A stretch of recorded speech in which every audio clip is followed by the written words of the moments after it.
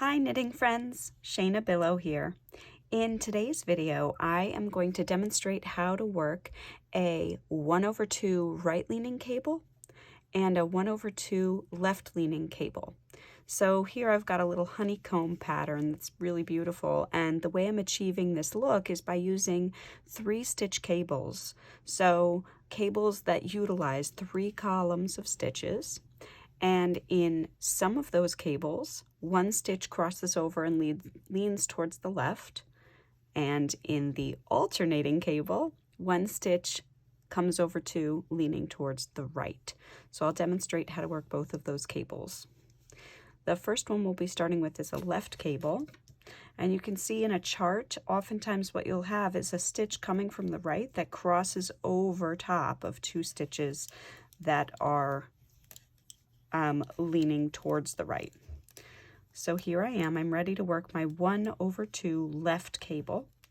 So I'm going to grab my cable needle. In this case, I'm using a double pointed needle. You can use whatever you're comfortable with. I'm going to slip 1 stitch onto the cable needle and hold it to the front of the work. Then I'm going to knit the next 2 stitches. Okay. After I've knitted those 2 stitches, I'm going to slide my cable needle so that I'm accessing the other edge of the needle and knitting that cabled stitch, the one that was held on the needle. So in that position of 3 stitches, the stitch on the right swung over in the front of those 2 stitches that had been on the left. So it's the knitted representation of that chart. My next cable is the 1/2 right cable. So what that means is I want the stitch that's in position number 3 to come across the stitches in positions 1 and 2. So I'm in the front. So I'm going to take stitches 1 and 2 and slide them onto my cable needle purlwise. Now this time I'm going to hold those 2 stitches in the back of the work because I want stitch number 3 to cross in front of them. So I'm going to bring my yarn forward and knit stitch number 3, keeping that cable needle with the stitches on it in the back. Then I'm bringing my yarn around the back of the knitting needle, or the cable needle, and coming from this edge now, I inserted the stitches onto this edge of the cable needle. Now I've slid them to the other side. I'm knitting those 2 from the cable needle.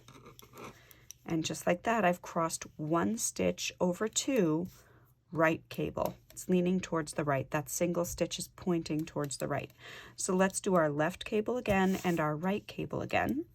So the left cable, this stitch here, number 1, is going to cross over stitches 2 and 3. So right now it's on the middle of my cable needle. My cable needle just stays still.